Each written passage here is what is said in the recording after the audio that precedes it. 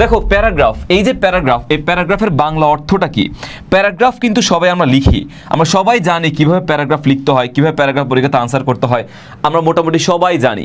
কিন্তু একটা সুন্দর প্যারাগ্রাফ লিখতে কিছু জিনিস আমাদেরকে মেনটেন করাটা অনেক বেশি জরুরি। সো এটা আমি তোমাদেরকে দেখিয়ে দেবো এখন।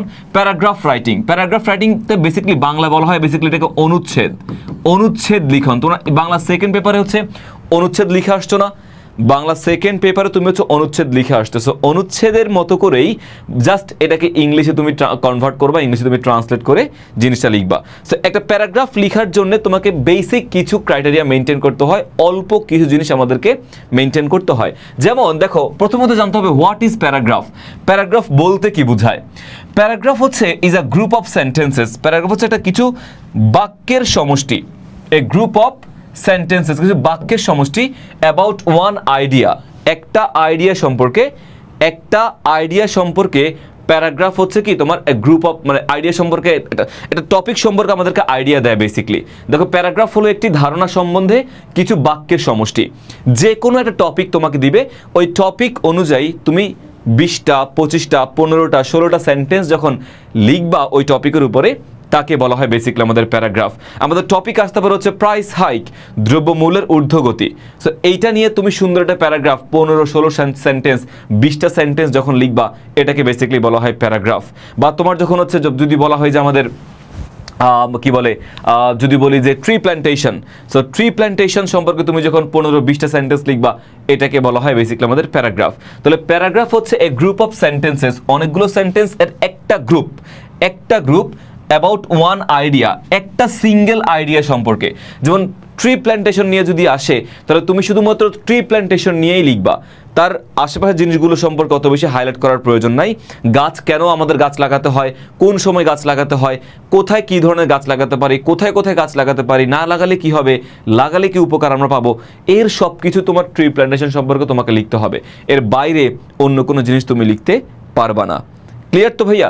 সো একটা ওয়ান আইডিয়া সম্পর্কে প্যারাগ্রাফ লিখতে হয়। এখন একটা আইডিয়াল প্যারাগ্রাফের 3টা বেসিক পার্ট থাকে। যে কোনো একটা আদর্শ প্যারাগ্রাফের 3টা বেসিক পার্ট থাকে। One is topic sentence, then supporting sentences বা অ্যাডিং ডিটেলস, এবং তারপর হচ্ছে আমাদের কনক্লুশন বা কনক্লুডিং সেন্টেন্স। সো প্রথমত আমাদের টপিক সেন্টেন্স, সাপোর্টিং সেন্টেন্স এবং কনক্লুডিং সেন্টেন্স আমাকে আনতে হবে। এই 3টা জিনিস কোনটা কি আমি তোমাদেরকে একটু পরেই বলছি। এবং মনে রাখতে হবে এই 3টা জিনিস কিন্তু একটা প্যারায় হবে, একটা প্যারায় হবে ভাইয়া, একটা সিঙ্গেল প্যারায় কিন্তু প্যারাগ্রাফ লিখতে হয়। আমরা অনেকে, আমি ছোটবেলায় এই ভুলটা করছিলাম একবার, যে প্যারাগ্রাফ আমি ডাবল প্যারায়, 3টা প্যারায় হচ্ছে প্যারাগ্রাফ লিখছি, কয়েকটা প্যারা আর কি, একের অধিক, কয়টা মনে নাই, বাট স্টিল একের অধিক প্যারা করে হচ্ছে আমি প্যারাগ্রাফ লিখছিলাম। ডিরেক্টলি কেটে দিছে, কেটে একদম 0 দিয়ে দিছে। আমাদের আফতাব স্যার ছিল, উনি একদম 0 দিয়ে দিছে। সো আমি এই জন্য বলছি যে একটা প্যারায় হচ্ছে আমাদের প্যারাগ্রাফ হবে সবসময়, একটা প্যারায়, একের বেশি প্যারা কিন্তু করার কোনো সুযোগ নাই।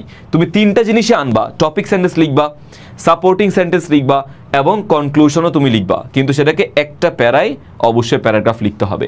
এখন চলো দেখি কোনটা টপিক সেন্টেন্স, কোনটা সাপোর্টিং সেন্টেন্স, সেটা একটু দেখার চেষ্টা করি। দেখো টপিক সেন্টেন্স বলতে প্যারাগ্রাফের প্রথম সেন্টেন্সকে বোঝায়, যা প্যারাগ্রাফের মূল ধারণা সম্বন্ধে বলে।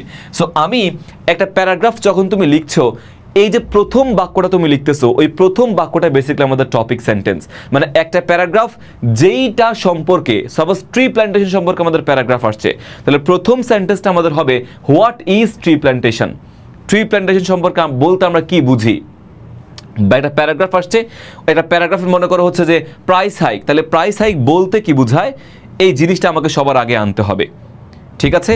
সো যেই সম্পর্কে আমাদের মানে প্যারাগ্রাফ আসবে, ওই টপিকটা সম্পর্কে বেসিক্যালি আমাদের প্যারাগ্রাফ লিখতে হবে। কি ক্লিয়ার তো? মানে ওই প্রথম সেন্টেন্সটা হচ্ছে আমাদের ওই টপিকটার আইডিয়া দিবে, টপিকের সংজ্ঞাটা তুমি বেসিক্যালি প্রথম সেন্টেন্সে দিয়ে দিবা। বা লোডশেডিং সম্পর্কে আসছে, সো বলতে হবে what is load shedding. Book fair সম্পর্কে আসছে, so what is book fair. ওই যে টপিক সম্পর্কে একটা সেন্টেন্স উল্লেখ করাটা, শুরুতেই সংজ্ঞা দেওয়া, বলাটা হচ্ছে আমাদের টপিক সেন্টেন্স।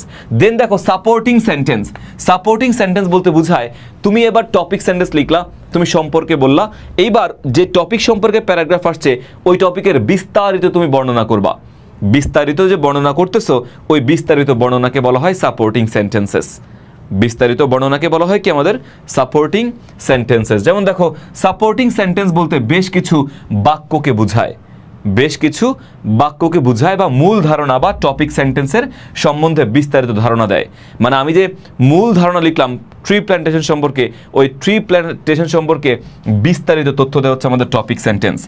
বিস্তারিত ধারণা দেয় বেসিক্যালি আমাদের টপিক সেন্টেন্স। বুঝছো? সবাইকে বুঝতে পারছো কি না? তাহলে টপিক সেন্টেন্স বেসিক্যালি ওই প্যারাগ্রাফের টাইটেল সম্পর্কে একটা সংজ্ঞা, সম্পর্কটা কি সংজ্ঞা দেয়, আইডিয়া দেয়, জাস্ট বেসিক তথ্য। এবং সাপোর্টিং সেন্টেন্সে তোমার হচ্ছে ডিটেইলসে বিস্তারিতভাবে ওই টপিকটাকে ব্যাখ্যা করাকে বলা হয় টপিক সেন্টেন্স।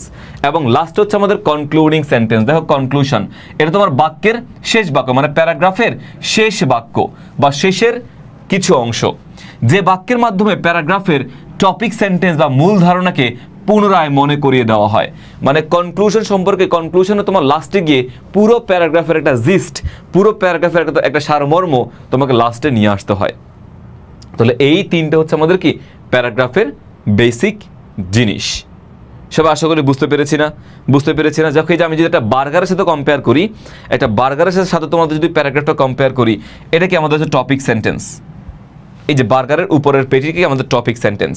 দেন এই যে বার্গারের মাঝখানে যে খাবার দাবার দেখতে পাচ্ছ, চিকেন স্লাইস, তোমার কি বলে এটাকে, আমাদের হচ্ছে চিজ, দেন লেটুস লিফ, হ্যাঁ, এই যে তোমার পুরো জিনিসে দেখতে পাচ্ছ, এগুলো হচ্ছে আমাদের ডিটেইলস বা সাপোর্টিং সেন্টেন্সেস, ডিটেইলস বা সাপোর্টিং সেন্টেন্সেস।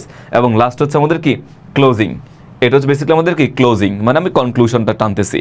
তো যত সুন্দর করে তুমি ডিটেলসটা লিখতে পারবা, টপিক সেন্স তো ইম্পর্টেন্ট, অবশ্যই ইম্পর্টেন্ট, যত সুন্দর করে তোমার ডিটেলসটা ঠিক হবে, কোনো গ্রামাটিক্যাল এরর নাই, কোনো ভুল নাই, এই জিনিসটা ততই সুন্দর হবে, ততই কি সুস্বাদু হবে না আমাদের বার্গারটা, তাহলে প্যারাগ্রাফটা ততটাই সুস্বাদু হবে।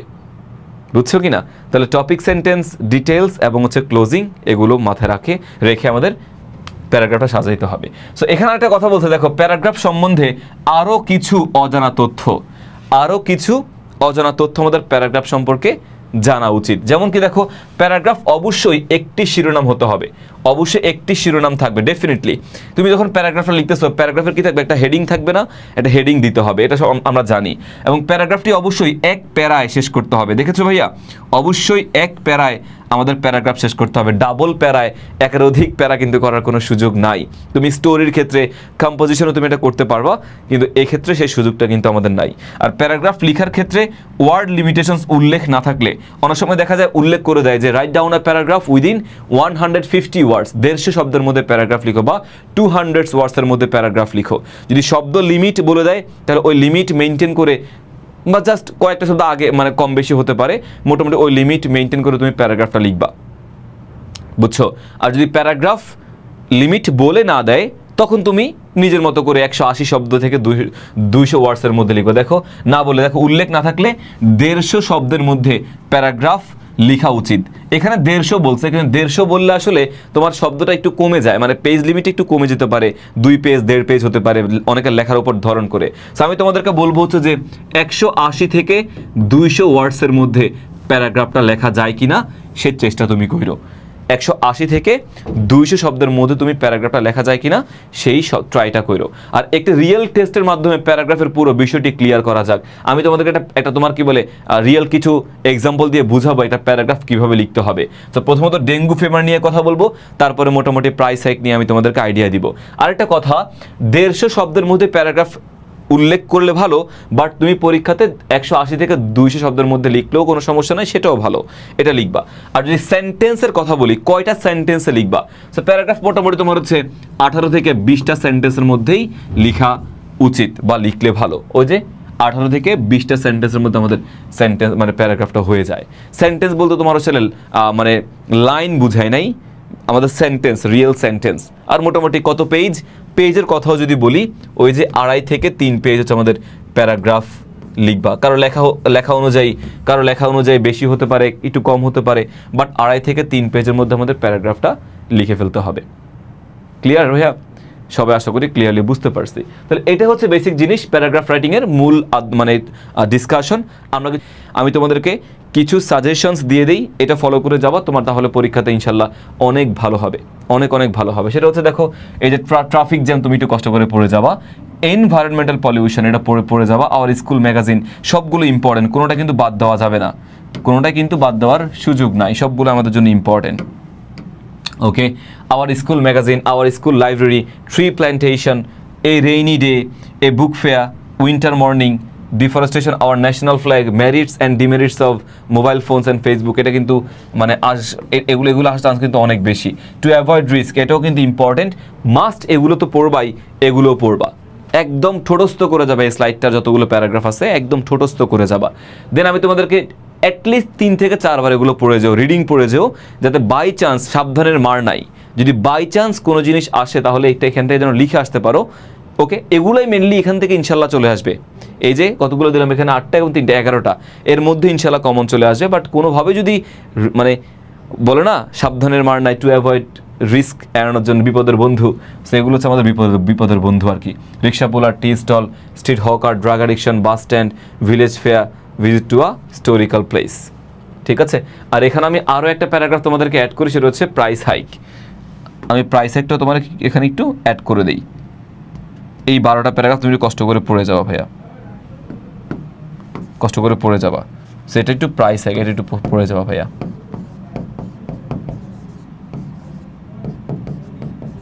একটু পড়ে যেতে হবে এটা। হ্যাঁ, প্রাইস একটা একটু কষ্ট করে পড়ে যাবে। সো এই যে 12টা প্যারাগ্রাফ, দ্যাটস ভেরি ইম্পর্টেন্ট, দেন আমাদের এগুলো পড়ে যেতে হবে।